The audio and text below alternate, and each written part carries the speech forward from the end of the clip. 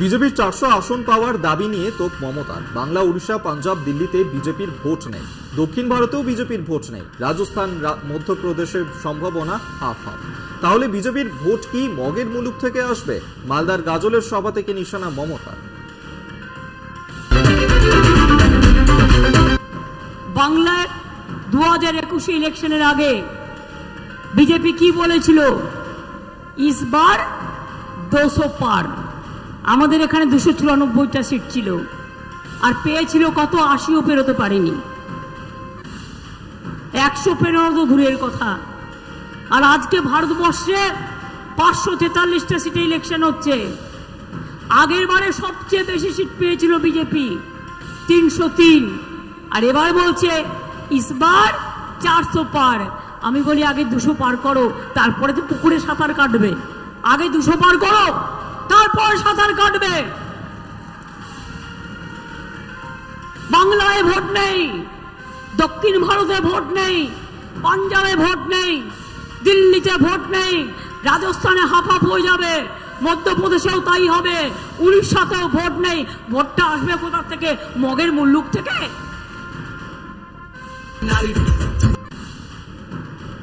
প্রথম দফা 3টি আসনে 3টেই জিতবে তৃণমূল কংগ্রেস। শনিবার এমনই দাবি করলেন অভিষেক বন্দ্যোপাধ্যায়। এদিন ইটাহারে অভিষেকের রোড শো করেন তৃণমূলের সর্বভারতীয় সাধারণ সম্পাদক।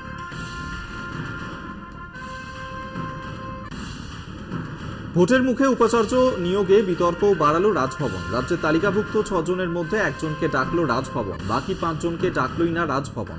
আলোচনায় যাদের ডাকা হয়েছিল তাদের সঙ্গে বৈঠক করলেন না রাজ্যপাল। বৈঠক করেন রাজভবনের একজন আধিকারিক। রাজভবনে ডাকা হয় কয়েকজন শিক্ষাবিদ। সূত্রের খবর, তাদের উপাচার্য হিসেবে ভাবা হচ্ছে বলে জানায় রাজভবন। শিক্ষাবিদদের অপমান করা হয়েছে। পোস্ট ব্রাত্য বসু।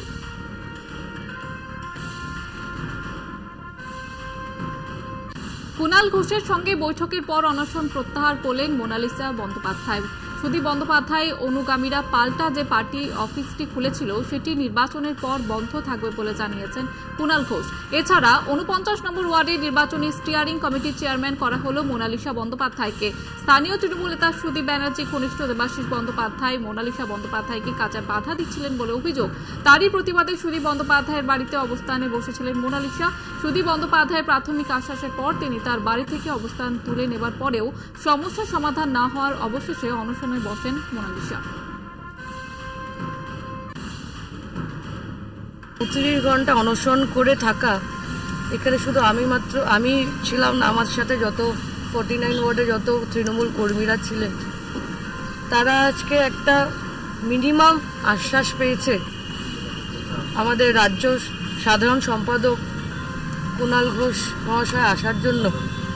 এখানে অয়ন চক্রবর্তী আছে, এখানে শক্তি আছে, এখানে মৃত্যুন আছে। সবাই যে এসেছে আজকে এই মঞ্চে, এসে যে আমার সাথে কথা বলতে এসেছে, যে কি জানতে কি প্রবলেম আর কিভাবে এটাকে সলভ করা যায়, সেটার জন্য আমি প্রচন্ড তাদের কাছে কৃতজ্ঞ জানাই। যে কিছু ইস্যুজ আছে, এই ইস্যুজ কেউ অস্বীকার করছে না। ইস্যুজগুলো আমি অস্বীকার করছি না, এবং ওর কিছু কিছু দাবি ও বক্তব্য আছে, সেটা আমরা আশাবাদী যে সুদীপবাবু তাতে হস্তক্ষেপ করবেন এবং সেটা যত তাড়াতাড়ি সম্ভব মিটবে। কিন্তু এখন যেহেতু একটা ভোটের প্রসেস চলছে, ফলে নির্বাচন এসে গিয়েছে। মমতা বন্দ্যোপাধ্যায়, অভিষেক বন্দ্যোপাধ্যায় দিনরাত পরিশ্রম করছেন। তো কাল রাত অবধি যা কথা হয়েছে সেটা আমি মোনালিসাকে এবং আপনাদের সকলকে বলছি যে সুদীপ বন্দ্যোপাধ্যায় 49 নম্বর ওয়ার্ডের ইলেকশন স্টিয়ারিং কমিটির চেয়ারপারসন মোনালিসাকেই করছেন। 22 তারিখ বিকেলবেলা সুদীপ বন্দ্যোপাধ্যায় যে র্যালি করবেন এখানে এই ওয়ার্ডে, তিনি কাউন্সিলরকে ছাড়া করবেন না এবং সুদীপ বন্দ্যোপাধ্যায়ের সঙ্গে মোনালিসা বন্দ্যোপাধ্যায়কে সঙ্গে নিয়েই তিনি করবেন।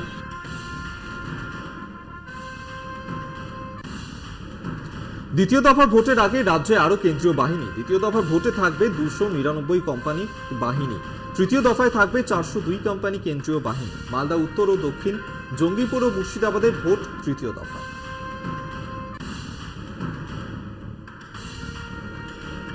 প্রথম দফায় কোচবিহারে ভোট 82.17%, আলিপুরদুয়ারে ভোট পড়েছে 79.76%, জলপাইগুড়িতে ভোট পড়েছে 83.66%। প্রথম দফায় 3 জেলায় গড় ভোট 81.91%।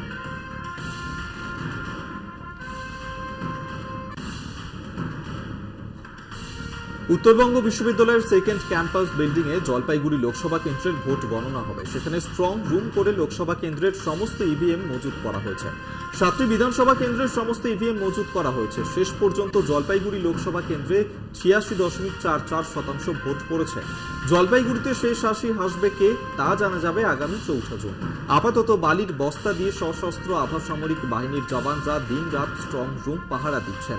স্ট্রং রুমকে সিসিটিভি ক্যামেরায় মুড়ে রাখা হয়েছে।